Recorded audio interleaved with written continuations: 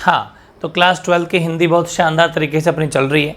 आज का टॉपिक फिर एक आपके हिंदी व्याकरण का है और इसको बहुत ज़्यादा मैंने अपडेट कर दिया है, बहुत शानदार, बहुत सारी और चीज़ें ऐड कर दी है।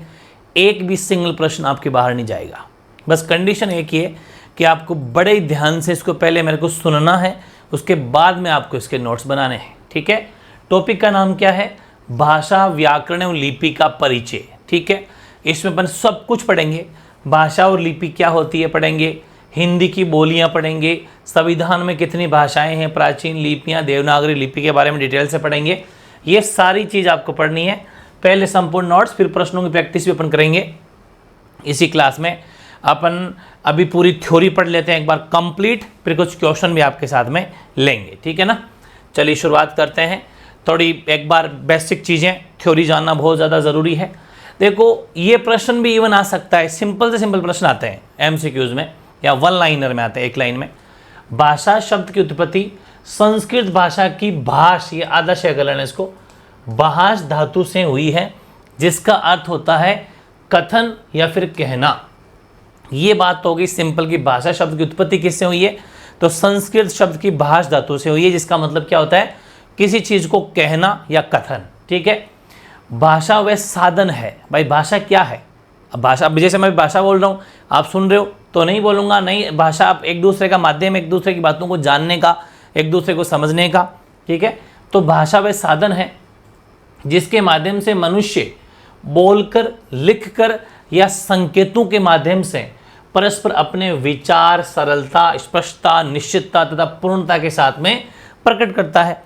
भाई भाषा में जैसे हाथ से इशारा कर रहा हूँ, कभी ये कर रहा हूँ, हाथों से, संकेतों से, बोलकर, मतलब कोई चीज़ें समझाने के लिए भाषा का प्रयोग किया जाता है। भाषा के माध्यम से ही हम अपने भाव एवं विचार दूसरे व्यक्ति तक पहुँचाते हैं तथा दूसरा व्यक्ति के भाव एवं विचार अपन जान पाते हैं। ये जान पाते हैं कर लेना भाई, ठीक है ना। ये मात्राएं थोड़ा सा गैप कम है, ऊपर नीचे हो गई, ये दूसरा ये पाते हैं, ठीक है ना, तो कोई दिक्कत वाली बात नहीं है। मतलब भाषा वो माध्यम है जिससे हम अपने भाव और विचार किसी को समझाते हैं और अगले की बात हम जान पाते हैं। ठीक है, भाषा ही वह साधन है जिससे हम अपना इतिहास, संस्कृति, संचित ज्ञान, विज्ञान, देखो क्या पूछा, हमारी हिस्ट्री, इतिहास, हमारा कल्चर, संस्कृति, और संचित का मतलब स्टोरेज, जो पहले से स्टोर है, वो ज्ञान, विज्ञान तथा अपनी महान परंपराओं को जान पाते हैं। ये भाषा ही एक माध्यम है। ठीक है, भाषा परिवर्तनशील है। ये बात तो आपने सुन भी रखी होगी कि कोस कोस पर पानी बदले 5 कोस पर बाणी। सुना होगा ना, 5 कोस का मतलब है एक कोस में 3 किलोमीटर होता है, ऐसा कहावत है कि भाषा परिवर्तनशील है। आप जाओ 15, 20, 25, 40 किलोमीटर के बाद में आपको अलग भाषा, थोड़ी बहुत अलग भाषा नजर आएगी। कुछ शब्दों का मतलब अलग तरीके से बोलते हैं, और आगे चले जाओ फिर काफ़ी सारे सेंटेंस ही अलग बोलते हैं, और आगे चले जाओ, मतलब ऐसा, मतलब जितने ज़्यादा अपन कहीं दूर चले जाएंगे, कहीं किधर भी जाओ, चाहे किसी भी दिशा में जाओ, इस तरफ उस तरफ इस तरफ, भाषा परिवर्तनशील है। भाषा अलग अलग जगह अलग अलग बोली जाती है, परिवर्तनशील है। भाषा में ये परिवर्तन धीरे धीरे होता है, लेकिन हाँ, ये अचानक से नहीं होता। वो मैं कह रहा हूँ ना, जैसे अपन 5 किलोमीटर 10 किलोमीटर गए तो 10 किलोमीटर वहाँ देखेंगे कोई ऐसे लोग हैं जो किसी शब्द को ये बोलते हैं जबकि अपन कुछ और बोलते हैं, मतलब कोई एक शब्द अलग तरह से बोलते हैं, वो सैको है बोलते हैं या कुछ बोलते हैं। फिर थोड़ा आगे जाओ, वो किसी पूरे के पूरे एज इट इज एक सेंटेंस को कुछ अलग तरीके से बोलते हैं। तो धीरे धीरे चेंजेस आता है, और इवन फिर और ज़्यादा आगे से आगे बढ़ते चले जाएंगे अपन तो काफ़ी सारा चेंज नजर आएगा। बट हाँ, धीरे धीरे, ऐसा नहीं कि भाई एक खेत छोड़ के ही बात बदल गई, एक घर छोड़ के अगले घर में अलग आवाज़, नहीं, ऐसी भाषा नहीं होती। लेकिन धीरे धीरे जो भाषा है वो परिवर्तन होती है। तभी कहावत है कि कोस कोस पर पानी बदले 5 कोस पर बानी। मतलब पानी का फ्लेवर तो ठीक, कहीं खारा कहीं मीठा, तो कोस कोस पर ही बदल जाता है। कोस का मतलब है, ये अपना लोकल वर्ड है कोस, एक कोस का मतलब 3 किलोमीटर, लेकिन 5 कोस पर बाणी, बाणी का मतलब वाणी, भाषा बदल जाती है। भाषा मौखिक अभिव्यक्ति का माध्यम है, सबसे इंपॉर्टेंट लाइन है ये, क्योंकि भाषा अपन मौखिक बोल के मतलब एक दूसरे को जान पाते हैं, तो ये मौखिक है, मौखिक अभिव्यक्ति का माध्यम है। इसलिए महाभाष्यकार पतंजलि ने कहा है कि मनुष्य की व्यक्त वर्णात्मक वाणी ही भाषा कहलाती है। जो इंसान मतलब भाव से, विचारों से जो अपनी भाषा बोलता है, वर्णन करता है, वही भाषा कहलाती है। Very easy. भाषा दो प्रकार की होती है, मौखिक और लिखित। मौखिक जो अपन बोल रहे हैं, लिखित जो लिखी जाती है। मौखिक भाषा में, मौखिक भाषा आपस में बातचीत के द्वारा, समझ रहे हो आप, मौखिक भाषा जो आपस में बातचीत के द्वारा, भाषणों तथा उद्बोधनों के द्वारा प्रयोग में लाई जाती है, जैसा कि अभी मैं आपसे बोल रहा हूँ, आप मेरे को सुन रहे हो। लिखित है, ये जैसे लिख दिया गया यहाँ पर, ये लिखा हो, आपके पास कंटेंट मिल जाएगा आपको। तो लिखित भाषा लिपि के माध्यम से लिखकर प्रयोग में लाई जाती है। ये जैसे ये देवनागरी लिपि के अंदर लिखी गई भाषा है, इसको लिख दिया है, ये पूरी एक सिस्टम है। इससे मैं पढ़ के सुना रहा हूँ, आप समझ पा रहे हो, इसके आप नोट्स बना लोगे, बस ये ठीक, ये लिखित भाषा हो गई। सामान्य जनजीवन जो नॉर्मल अपने लाइफ है, सामान्य जनजीवन के बीच बातचीत में मौखिक भाषा का प्रयोग करते हैं अपन। नॉर्मल बातचीत करते हैं, अभी घर पर भी कोई लिख लिख के थोड़ी बातें करते हैं, मौखिक भाषा का प्रयोग करते हैं। इससे प्रयत्नपूर्वक सीखने की आवश्यकता नहीं होती, क्योंकि अब देखो, आप सुना होगा आपने, बच्चे का जब जन्म होता है तो ऑटोमेटिक वो मदर टंग, मतलब जो माँ भाषा बोलती है उस भाषा को पकड़ने लग जाता है। उसको उंगली पकड़ के अलग सिखाने की जरूरत नहीं। हाँ, धीरे कुछ वर्ड्स अपन शुरू में उसको सिखाते हैं कि ऐसे बोलो ऐसे बोलो, बाकी वो ऑटोमेटिक कैच कर लेता है और धीरे धीरे वो भाषा अपने आप बोलने लग जाता है। लिखने की बात अलग है, लेकिन भाषा बोलना हर किसी के बस की, वो अनपढ़ आदमी बोल लेता है, ठीक है ना। तो इसको प्रयत्नपूर्वक सीखने की आवश्यकता नहीं है, बल्कि जन्म के बाद बालक द्वारा परिवार व समाज के साथ में संपर्क में रहने से वह आराम से परस्पर संप्रेषण व्यवहार के कारण स्वाभाविक रूप से मौखिक भाषा जो है वो सीखी जाती है। इसमें कोई पढ़ाई की जरूरत नहीं है, कोई भी सीख सकता है। लेकिन लिखित भाषा की वर्तनी और उसके अनुरूप उच्चारण प्रयत्नपूर्वक सीखना पड़ता है। वो तो मैं कह रहा हूँ कि मौखिक भाषा तो चलो कोई दिक्कत नहीं है, सुन के अनपढ़ आदमी भी अपने तरह ही बोलता है, कोई फर्क नहीं पड़ता। लेकिन अगर लिखना कैसे है, उसमें आपको पूरी व्याकरण ग्रामर का नॉलेज होना चाहिए। उसके लिए प्रयत्न करना पड़ेगा, सीखना पड़ेगा। ये भी प्रश्न आ सकते हैं वन लाइन में, ठीक है ना। तो मौखिक भाषा में और लिखित भाषा में ये मतलब अंतर है कि मौखिक भाषा को अलग से प्रयत्नपूर्वक सीखने की ज़रूरत नहीं है, वो तो स्वतः ही अपन जन्म से ही अपने समाज के, अपने माता पिता के संपर्क में रहने से सीख जाएंगे। लेकिन लिखित भाषा के लिए हमें पढ़ाई करनी पड़ती है, हमें उसके लिए प्रयत्न करना पड़ता है उसको सीखने के लिए, ठीक है ना। ये बात हो गई। मौखिक भाषा भाषा का मूल रूप है जो परिवर्तनशील होता है, जबकि लिखित भाषा भाषा का स्थायी रूप है। इसमें ध्वनि चिन्हों का प्रयोग होता है। जैसे ये लिखित भाषा है, ये स्थायी रूप है, मैं लिख दिया तो ये ऐसा कैसा रहेगा।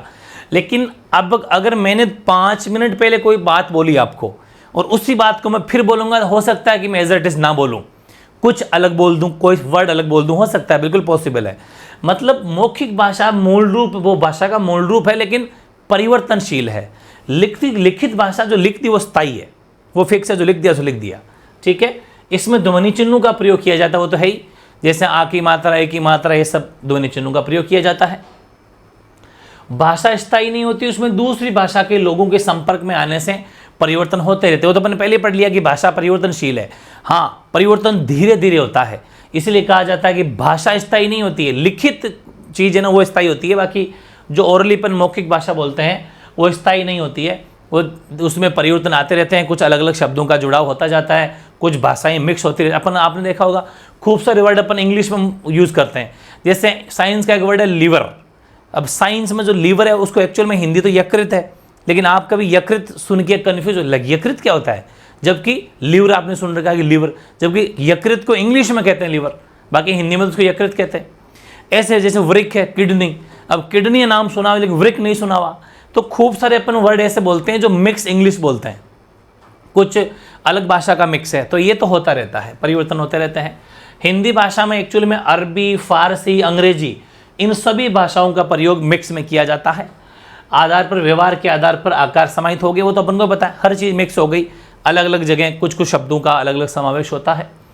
किसी सभ्य समाज का आधार उसकी विकसित भाषा को ही माना जाता है। बहुत अच्छी बात लिखी है, ये बहुत अच्छी बात है भाई। कहीं पर भी कहते हैं ना कि किसी बंदे का बोलचाल का तरीका कैसा है, वो कैसी भाषा का प्रयोग करता है। तो किसी सभ्य समाज की अगर आपको पहचान करनी है तो वहाँ कौन सी भाषा, वहाँ की कहता है ना कि यार वहाँ की बोली बड़ी मीठी है, बड़ी अच्छी बोली, अच्छी भाषा का प्रयोग करते हैं, किसी भी तरह की गाली गलौच उनकी भाषा में नहीं है। लेकिन खूब जगह ऐसी भाषाएं भी है जहाँ पर उनके शब्दों में गाली गलौच है, तो वो सही भाषा नहीं होती, सभ्य भाषा नहीं है। संस्कृत, पाली, पाली प्राकृत, प्राकृत, ये क्या चीज़ है भाई, ये एक कॉम्बिनेशन है। जैसे संस्कृत है, अर्थात संस्कृत, पाली, प्राकृत, अपभ्रंश, हिंदी आदि के क्रम में आज, मतलब पहले जैसे संस्कृत भाषा बनी, संस्कृत से पाली, पाली से प्राकृत, प्राकृत से अपभ्रंश और हिंदी, एक ये सीक्वेंस है। मतलब तभी तो कहते हैं ना सब भाषाओं की जननी है संस्कृत, संस्कृत सब भाषाओं की मदर है, जननी है। मतलब इस पूरी लाइन को नीचे समझा दिया गया है, नीचे देखो, अर्थात संस्कृत, पाली, प्राकृत और अपभ्रंश हिंदी आदि के क्रम में आज की हिंदी तथा राजस्थानी, गुजराती, पंजाबी, सिंधी, बांग्ला, उड़िया, असमिया, मराठी आदि भाषाएं विकसित हुई है। मतलब सब भाषाओं की जननी संस्कृत है, फिर उसी से नई नई भाषाएं बनती चली गई। ये भी एक नॉलेजेबल चीज़ है, काम आएगी। हिंदी भाषा और व्याकरण, ठीक है, इसमें क्या है कि भाषा को शुद्ध रूप में लिखने तथा बोलने से संबंधित नियमों की जानकारी देने वाला ये प्रश्न बहुत बार आया कि व्याकरण क्या है, व्याकरण किसे कहते हैं। ये वेरी इंपॉर्टेंट है भाई, ठीक है, ये इंपॉर्टेंट है, प्रश्न आया हुआ है। भाषा को शुद्ध रूप से लिखने तथा बोलने से संबंधित नियमों की जानकारी देने वाला जो शास्त्र है वही व्याकरण है, ठीक है ना, जो हमें भाषा को शुद्ध रूप में मतलब शुद्ध सिखाता है। बिल्कुल। हिंदी व्याकरण को मोटे तौर पर वर्ण विचार, शब्द विचार, वाक्य विचार, पद विचार, बहुत गजब की चीज़ है। वर्ण का मतलब जैसे मैंने कहा कि क के एक वर्ण है, फिर है शब्द, तो कैसे बना दूं कमल, कमल एक शब्द बन गया। फिर है वाक्य, तो वाक्य बन जाएगा कमल स्कूल जाता है, कमल स्कूल जाता है।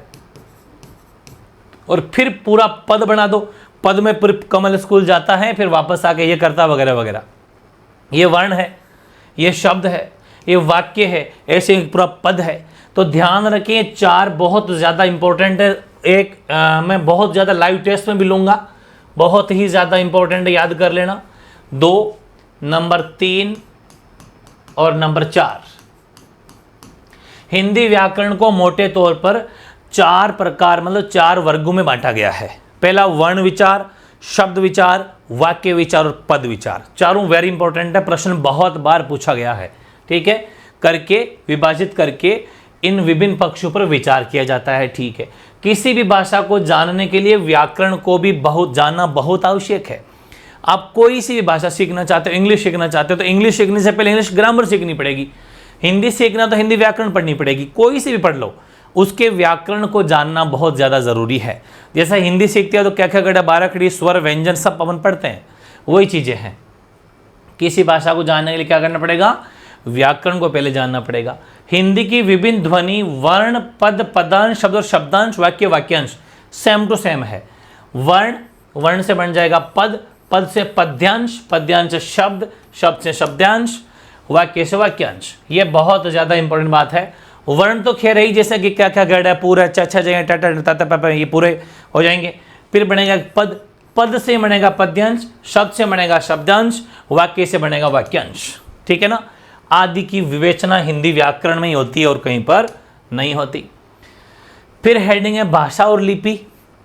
तो किसी भी भाषा को मौखिक ध्वनियों, किसी भी भाषा की मौखिक ध्वनियों को लिखकर व्यक्त करने के लिए जिन वर्तनी चिन्हों का प्रयोग किया जाता है उसे लिपि कहते हैं। लिपि है वो, है ना, जो वर्तनी चिन्ह, जैसे कि आपने स्वर लगाए, व्यंजन लगाए, आ की मात्रा लगाई, ई की मात्रा लगाई, बस वही लिपि है। संस्कृत, हिंदी, मराठी, कोंकणी, जो कि गोवा के अंदर बोली जाती है, कोंकणी भारत में ओनली फॉर गोवा में, नेपाली आदि भाषाओं की लिपि देवनागरी ही है, ठीक है ना। हम सब की हिंदी, मराठी, संस्कृत, कोंकणी, इन सब की लिपि कौन सी, देवनागरी लिपि है, इधर से इधर लिखने वाली लिपि है, ठीक है। इसी प्रकार अंग्रेजी की है रोमन लिपि, पंजाबी की है गुरमुखी और उर्दू की है फारसी। वेरी इंपॉर्टेंट है, अंग्रेजी की लिपि कौन सी है, अगर लिपि पूछे तो ये भी बहुत इंपॉर्टेंट प्रश्न आया हुआ है।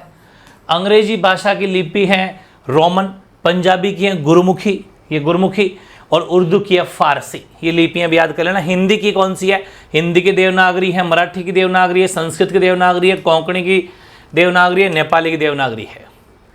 अब कुछ परिभाषाएं आ जाती, उपभाषा क्या है, जैसे कहते हैं ना उप मुख्यमंत्री, उपराष्ट्रपति, डिप्टी सीएम, डिप्टी प्रेसिडेंट, वैसे ही उप प्रधानमंत्री। तो ये क्या पोस्टें हैं, क्या कि एक सीमित क्षेत्र में बोले जाने वाले भाषा के स्थानीय रूप को बोली कहा जाता है, जिससे उपभाषा, जैसे कहता है ना कि ये मारवाड़ी बोली है, मारवाड़ क्षेत्र में मारवाड़ी बोली जाती है, मेवाड़ी हो गई, ढूंढाड़ी हो गई, ये सब एक उपभाषाएं हैं, भाषा का रूप है, ठीक है ना, जो कुछ लेवल पर एक कुछ ग्रुप के द्वारा किसी कुछ लोगों के द्वारा बोली जाती है, उसे बोली कहते हैं, जिसे बोली को हम उपभाषा कहते हैं।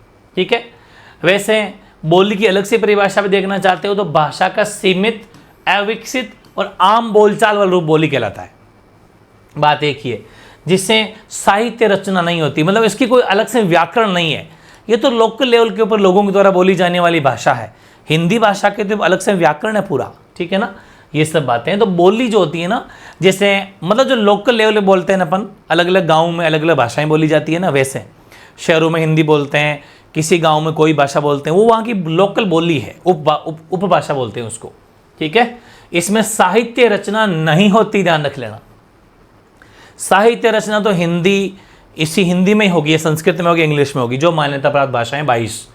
जिसका व्याकरण नहीं होता वह शब्दकोश भी, इनका शब्दकोश भी, डिक्शनरी, शब्दकोश का मतलब है डिक्शनरी भी इसकी नहीं होती। ठीक है, जबकि भाषा जो है वो विस्तृत क्षेत्र में बोली जाती है, उसका व्याकरण होता है, उसका शब्दकोश होता है और उसमें साहित्य भी लिखा जाता है। ये फ़र्क है भाषा का, क्योंकि वो भाषा है जैसे हिंदी भाषा है। बाकी ये कुछ जो सीमित क्षेत्र में बोली जाती है, बोली है उपभाषा, उनका कोई व्याकरण नहीं होता, उनका कोई शब्दकोश भी नहीं होता। फिर हिंदी की बोलियाँ कौन कौन सी है, ज़बरदस्त प्रश्न छपेगा यहाँ से। तो देखो, हिंदी केवल खड़ी बोली का ही विकसित रूप नहीं है, बल्कि इसमें अन्य बोलियाँ भी है। ठीक है ना, इसमें क्या है, इसमें अन्य बोलियाँ भी है, सिर्फ ये खड़ी बोली का ही रूप नहीं है। तो देखें, अपन एक एक लेते हैं कोई चीज़, ध्यान से समझना। अन्य बोलियाँ भी समाहित है, जैसे कि पूर्वी हिंदी, पूर्वी हिंदी में अवधी, बघेली, छत्तीसगढ़ी, ये भाषाएं पूर्वी हिंदी में आती है। पश्चिमी हिंदी, इसमें खड़ी बोली, ब्रज, बांगरू जो हरियाणवी भाषा है, बुंदेली और कन्नौजी भाषा पश्चिमी भाषा है। फिर है बिहारी, बिहारी के अंदर मगही, मैथिली, भोजपुरी शामिल है। राजस्थानी भाषा राजस्थानी है, इसमें क्या है, इसमें मेवाड़ी, मारवाड़ी, मेवाती, हाड़ौती शामिल है। कुछ विद्वान मालवी, ढूंढाड़ी, बागड़ी को भी राजस्थानी की अलग बोलियां मानते हैं।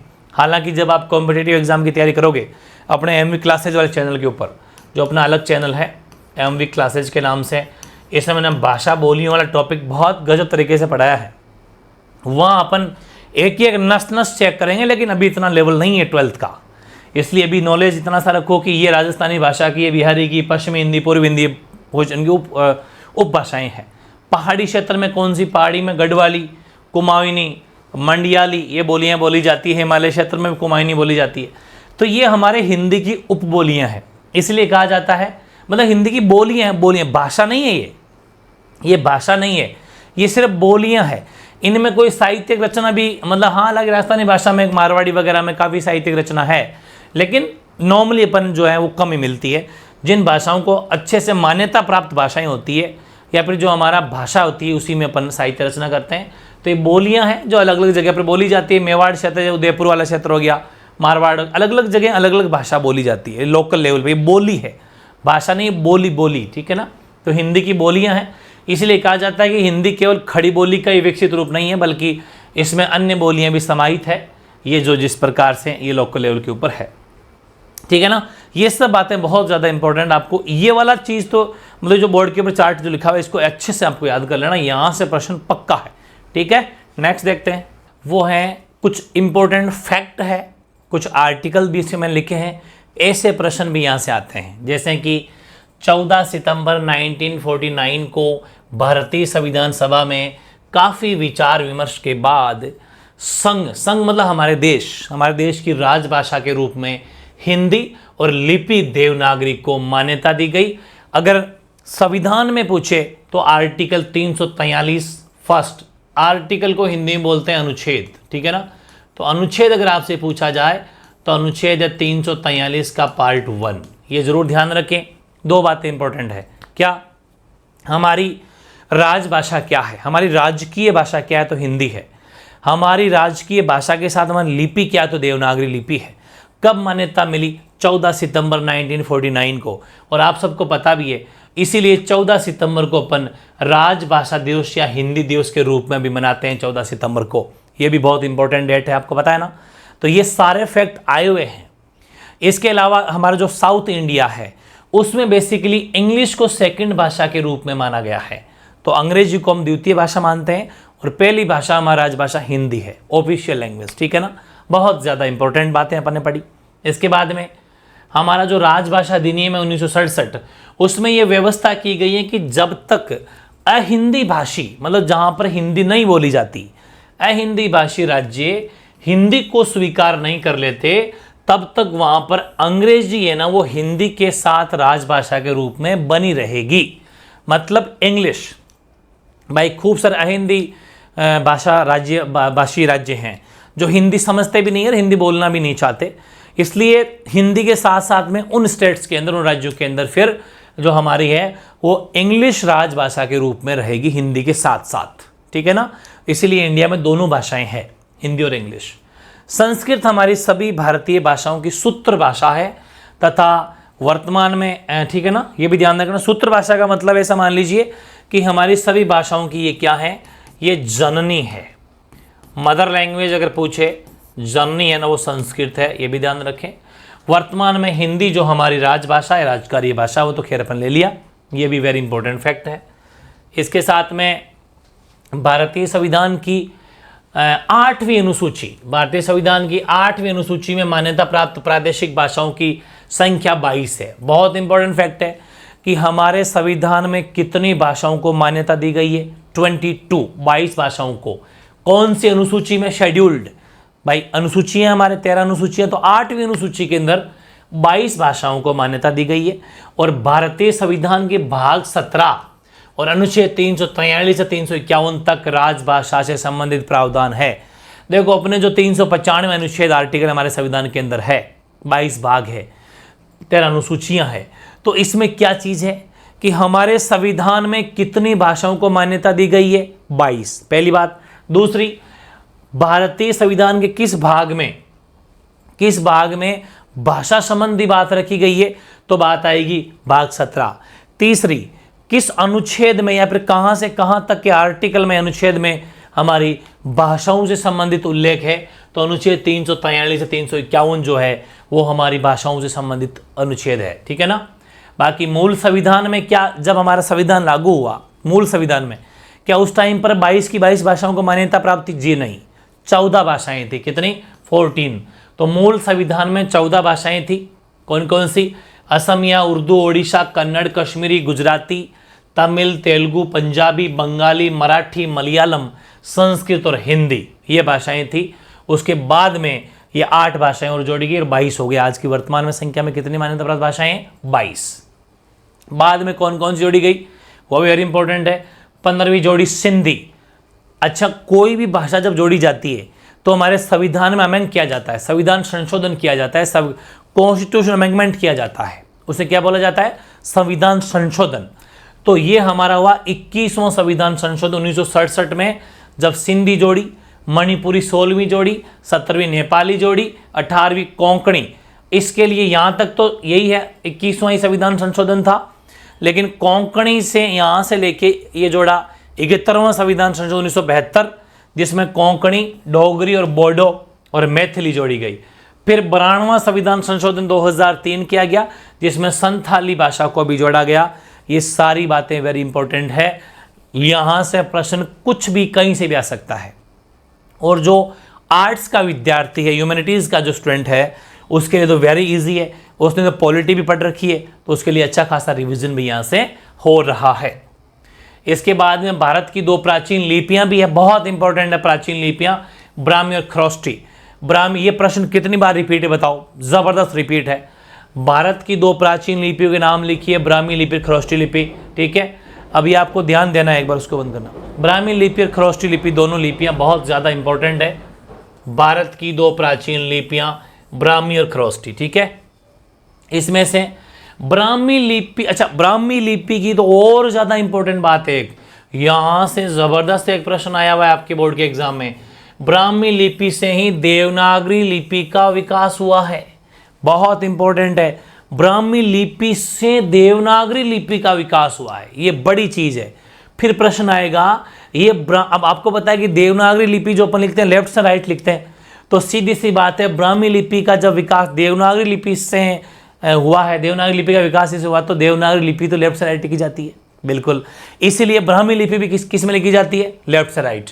मतलब ये लिपि भी बाईं से दाईं ओर, बाईं से दाईं का मतलब लेफ्ट से राइट लिखी जाती है, ये भी ध्यान रखें, बहुत ज़्यादा इंपॉर्टेंट होगी बात। ये न तो शुद्ध रूप से अक्षरात्मक लिपि है और न ही वर्णात्मक लिपि, ठीक है ना, ये ध्यान रखें। ये ब्राह्मी लिपि के बारे में थोड़ा सा आपको डिटेल से जानना था। बाकी प्रश्न यही आया है 2-3 बार कि भारत की प्राचीन लिपियों, 2 प्राचीन लिपियों के नाम लिखिए, तो ब्राह्मी लिपि, खरोष्टी लिपि। फिर ये पूछा गया था कि देवनागरी लिपि का विकास किससे हुआ है, ब्राह्मी से, खरोष्टी से, तो ब्राह्मी लिपि से हुआ है।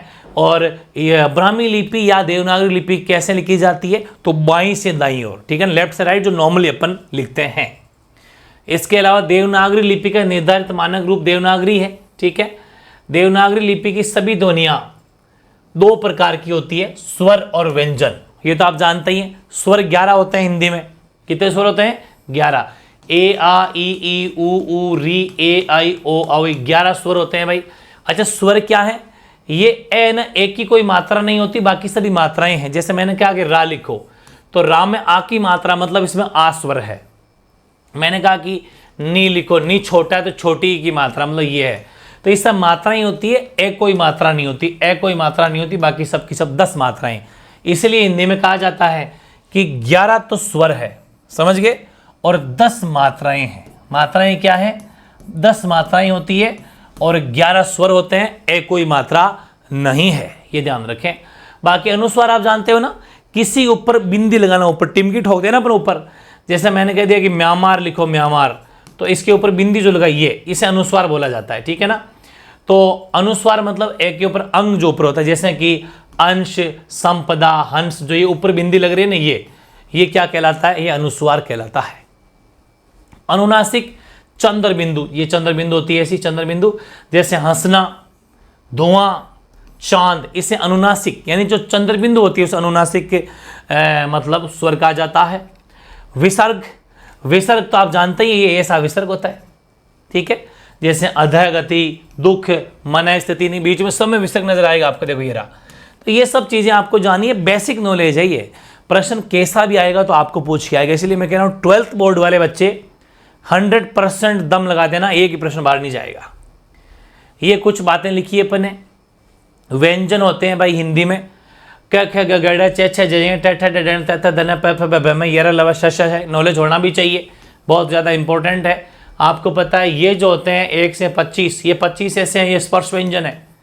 ये क्या है, ये स्पर्श व्यंजन है। हालांकि इतना डिटेल में जाना नहीं है आपको, लेकिन थोड़ा थोड़ा तो बता ही दूँ, कुछ बच्चे हिंदी साहित्य के भी हैं। ये स्पर्श है, ये उष्म अंतस्थ है ना, तो ये अंतस्थ उष्म हो गए, ये सब अपने हो गए। और अच्छा इधर लिखे भी हैं, चलो। संयुक्त व्यंजन होते हैं क्ष, त्रय, य और श्रय।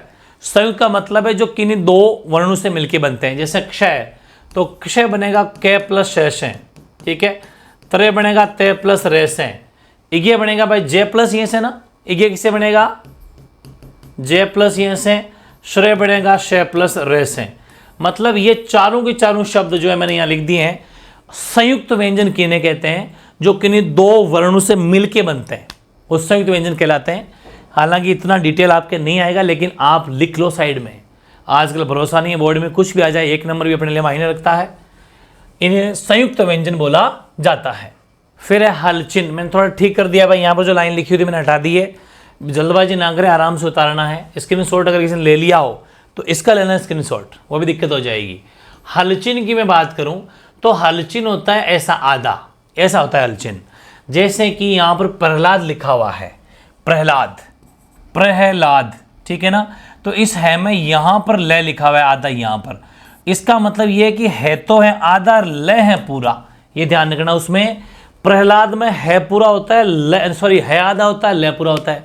वैसे ही पट्टा में खैर दोनों टेटे है, तो एक टे आधा एक टे। इस न में, इस अपराह्न में, इसमें क्या है तो है आधा, न है पूरा, ये ध्यान रखें। इन्हें हलचिन बोला जाता है। फिर है ग्रहित स्वर, और ग्रहित स्वर होते हैं 2 प्रकार के। ग्रहित स्वर के कितने प्रकार हैं, ग्रहित स्वर के 2 प्रकार हैं। पहला, अंग्रेजी भाषा से गृहीत ध्वनि, जैसे आपने सुना होगा ये ऐसे आ की मात्रा ऐसे, और ऊपर ओ, जैसे डॉक्टर, डॉक्टर में देखो आपने चंद्र बिंदु नहीं है वो, इन्हें गृहीत स्वर बोलते हैं। ऊपर चंद्र बिंदु जैसा, पर डॉक्टर बिंदी नहीं है, बस बिंदी नहीं है। कॉलेज ये वाला, वैसे ही एक होता है फारसी भाषा से गृहित ध्वनियां, जैसे गरीब, गरीब गजल, यानी नीचे जो बिंदी लगी हुई है इन बिंदु को बोलते हैं नुक्ता, स्पेसिफिक उसी शब्द पे जोर देना, गजल है ना, गरीब, ऐसा उन्हें बोला जाता है। तो ये भी वेरी इंपॉर्टेंट हो गया अपना। इसके बाद में भाषा की 5 इकाइयां होती है, कौन कौन सी? ध्वनि, वर्ण, शब्द, पद और वाक्य, जो अपन पहले ही पढ़ चुके। फिर कुछ बातें, मुख से निकलने वाली प्रत्येक पूर्ण स्वतंत्र आवाज ध्वनि कहलाती है, ये ध्वनि की परिभाषा है। एक एक चीज को समझाया है, ध्वनि, वर्ण, शब्द, पद और वाक्य सभी को समझा दिया यहाँ पर। भाषा का लिखित रूप ही वर्ण, थोड़ा टाइपिंग एरर रहा है, इसको ठीक कर लेंगे अपन, ये इस कलर से मिट जाएगा, वर्ण कर लेना इसको, ठीक है ना। ये क्या हो जाएगा आपके? वर्ण हो जाएगा। तो भाषा का लिखित रूप क्या कहलाता है? वो वर्ण कहलाता है, ये भी ध्यान रखें। इसके अलावा ये भाषा की अच्छे सबसे बड़ी बात ये मैंने पांचों को एक्सप्लेन किया है, भाषा का लिखित रूप वर्ण कहलाता है और ये भाषा की सबसे छोटी इकाई होती है। ये वेरी इंपॉर्टेंट बात है, बहुत बार पूछा गया है। भाषा की सबसे छोटी इकाई कौन होती है? वर्ण होती है। जैसे कि क, च। अब भाई जो ये क है, इसमें ए जब स्वर मिलेगा तब जाके क बनेगा, ये अपन बचपन से पढ़ते आ रहे हैं, बिल्कुल। फिर तीसरी परिभाषा आती है शब्द की। तो वर्णों के सार्थक समूह को शब्द कहते हैं, ये तीसरा एक्सप्लेन हो गया। जैसे रा प्लस में राम बन गया। फिर आता है पद, वाक्य में प्रयुक्त विभक्ति युक्त शब्द पद कहलाता है। वाक्य में प्रयुक्त विभक्ति युक्त पद क्या शब्द क्या कहलाता है? पद कहलाता है, पद की परिभाषा होगी। फिर वाक्य क्या होता है? शब्दों का सार्थक योग, सभी शब्द आपस में जुड़ के एक सेंटेंस बन जाएगी। राम स्कूल जाता है, ठीक है, तो ये पूरा एक वाक्य बन गया। शब्द आपस में जुड़ के सार्थक शब्दों का सार्थक योग वाक्य कहलाता है। एक छोटी सी बात और लिख लेना, विभाषा क्या है? प्रांतीय आधार पर, प्रांतीय आधार का मतलब राज्यों के हिसाब से, स्टेट के हिसाब से, प्रांतीय आधार पर बोलियों का वर्गीकरण जिसमें भाषा का रूप निर्मित होता है वो विभाषा कहलाती है। जैसे राजस्थानी, पंजाबी, भोजपुरी, ये विभाषा है, मतलब भाषा का एक अन्य रूप जो कुछ क्षेत्र विशेष में बोला जाता है। हिंदी व्याकरण को मोटे तौर पर, ये अच्छे कुछ प्रश्न है क्या भाई? ये नीचे आंसर भी लिख दिया आपके इंपॉर्टेंट। अब लिखो इंपॉर्टेंट प्रश्न, क्या लिखिए? इंपॉर्टेंट प्रश्न, इंपॉर्टेंट, जैसा आपको पहले थंबनेल में बता दिया गया है कि अपन इंपॉर्टेंट क्वेश्चन आंसर भी साथ में करेंगे। इंपॉर्टेंट क्वेश्चन सही है। हिंदी व्याकरण में मोटे तौर पर 4 है ना, हिंदी व्याकरण को मोटे तौर पर 4 वर्गों में विभाजित किया गया, जो अपन पहले पढ़ चुके। मतलब एग्जाम में प्रश्न कैसे आते हैं वो कुछ तरीका है, बाकी तो मैं लाइव टेस्ट लूंगा आपका। बाकी तो मैं जब लाइव टेस्ट लूंगा तो आपको सारे डाउट क्लियर करवा दूंगा। ये देखो, भाषा को शुद्ध लिखने में बोलने संबंधी जानकारी देने वाले शास्त्र को व्याकरण कहते हैं। हिंदी में क्या कहते हैं उसको? व्याकरण कहते हैं। हिंदी भाषा के परिवार में लगभग 5 बोलियां, ठीक है ना, 5 बोलियां सम्मिलित है हिंदी में। अंग्रेजी भाषा की लिपि जो है आपको पता है वो रोमन है। हिंदी भाषा की लिपि देवनागरी है। पंजाबी की गुरमुखी है, वो सब मैंने पढ़ रखी है। सभी भारतीय भाषाओं की सूत्र भाषा या जननी किसे कहते हैं? तो वो कहते हैं संस्कृत को। और भाषा जो है, भाषा मौखिक अभिव्यक्ति का माध्यम है। इसके अलावा देखो, हिंदी कौन सी लिपि में लिखी जाती है भाई? तो हिंदी आपका आंसर हो जाएगा, हिंदी जो है वो देवनागरी लिपि में लिखी जाती है। भाषा का लिखित रूप वर्ण कहलाता है। बहुत इंपॉर्टेंट, सारी बातें अपने पढ़ रखी है। जिस भाषा को बालक अपनी माँ से सीखता है, मदर टंग, मतलब वो क्या कहलाती है? मातृभाषा कहलाती है, मदर टंग कहलाती है। भाषा परिवर्तनशील है, स्थायी नहीं है भाषा, मैंने कहा था ना। हालांकि परिवर्तन धीरे धीरे होता है, बट भाषा परिवर्तनशील है, चेंजेबल है, परिवर्तनशील है। और भाषा में ये परिवर्तन एज इट इज मैंने लाइनों से क्वेश्चन बनाया है। भाषा परिवर्तनशील है और भाषा में ये परिवर्तन धीरे धीरे होता है। कोस तभी कहा जाता है, कोस कोस पर पानी बदले, 5 कोस पर वाणी बदले, ठीक है ना। गजब का सेशन हो गया। वैसे ही देखो, अवधि जो है, अवधि पूर्वी हिंदी जो है, अवधि जो है वो पूर्वी हिंदी उपभाषा की बोली है।